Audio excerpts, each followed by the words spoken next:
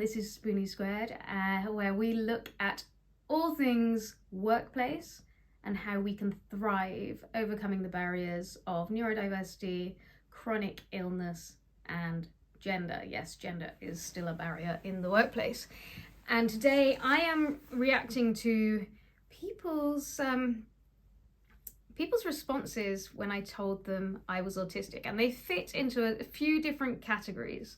So let's get started. Let's start over on Instagram. So the first category is other autistic people, and actually it's been a really nice thing. It has been to have other people who are autistic welcoming me into the family, so to speak. So the very first couple of people that commented were friends that I've got, actually a lot of gymnastics friends that I have, and saying like, welcome to the squad, thank you for speaking about it, and you know, it's just like, welcome to the family. So it's been really nice, and people offering to chat, obviously, if I want to think about, if I want to talk to them about the diagnosis. So there's definitely been a lot of that kind of response. The other responses are, there's that kind of general response of, thank you for sharing, this is really inspirational, and well, I mean, I take that very kindly, and I'm like, thank you for people who said that, because obviously it feels nice to hear that. It's nicer to hear that than, ugh, why are you just telling us all your shit again? But yeah, and at the same time, it's like, oh, do I feel inspirational for just being like, this is what I am? I guess that's part of the reason for posting, is to help other people to see a fuller picture of who I am and what's going on behind it. And yeah, so that whole thing of like, this is inspirational, is an interesting one to unpick. Then I had a few people, this is the ones that I was like, oh, your announcement doesn't come as a huge shock, to be honest, Becky. And those ones do actually warm my heart a little bit, because I feel like that means I have been myself more than I think I have in the past, and I'm proud of myself for that. And I guess that's the part that I feel is maybe something that I look up to in myself, is, oh, I did show up as myself, even though it felt like I was covering things up a lot of the time. I still have shown up as myself, and so people aren't actually that surprised. And that, like, the idea of this is about me, like, everyone's very, very respectful of the idea of this is about me getting answers so I can move forward in a way that works for me. I have some friends who are more specialist in this area, and so of course they then they give responses that are a little bit more in depth. So there's some who've like shown that they really do understand what it is to, for example, like one of my friends said, of course, social interactions can be unconsciously calculated, and those with ASC who are intelligent do this, probably thus appearing even better than most in social situations. But that's exhausting. Constant calculation. So that's why I think burnout comes. I hope that, and like this idea of like maybe being able to let go of some of these calculations so the burnout's not as frequent.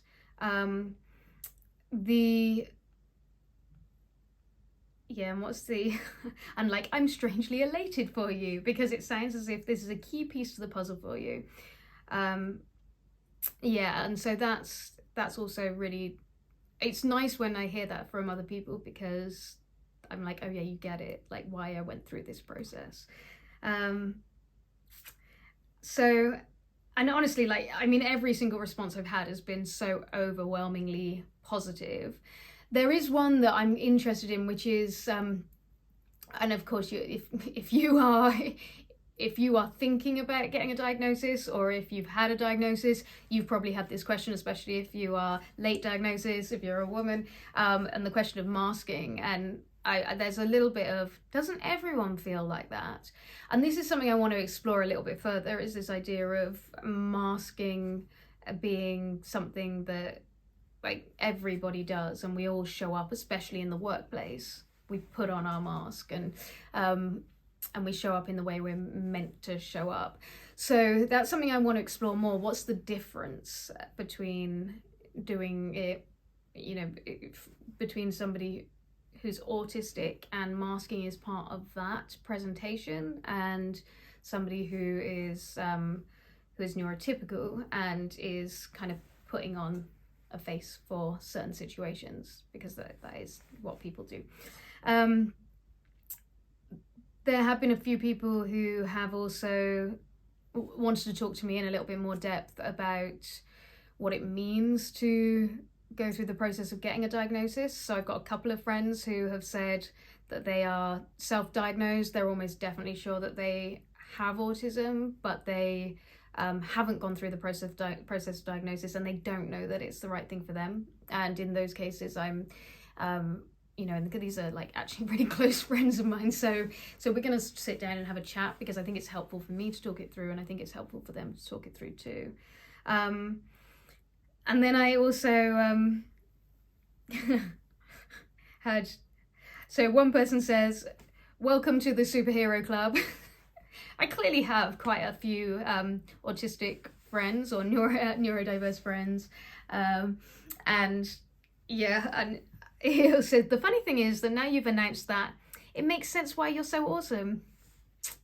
So this is all kind of nice, validating stuff.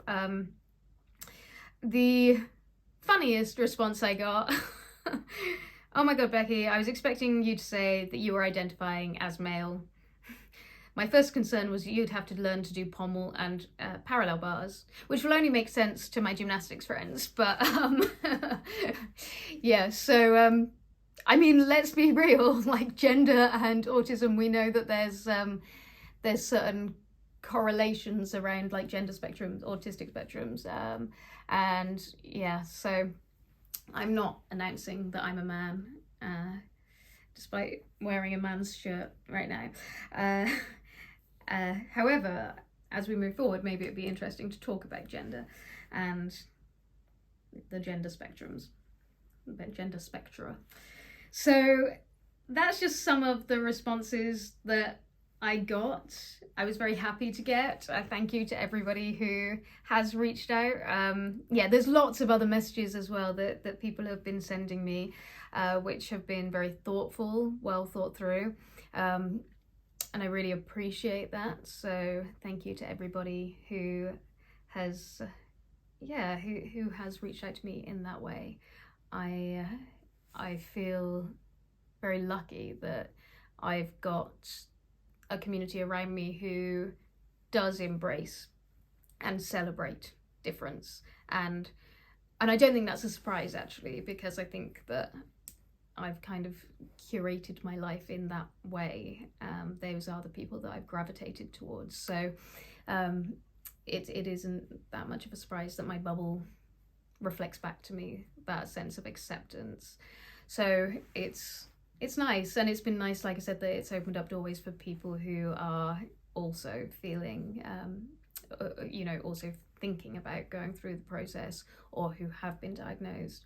So I have kind of widened my my tribe, and I have it's also opened doors for me to have conversations and to meet with people who I haven't seen for a little while, and that makes me happy. So thank you for listening, and let me know what the reactions were you got when you first got diagnosed, or if you thought anything when you heard about my diagnosis. Put it in the comments, and don't forget to like and subscribe for more content to do with neurodiversity, to do with autoimmune conditions, and to do with how we thrive in our lives and in the workplace. See you soon.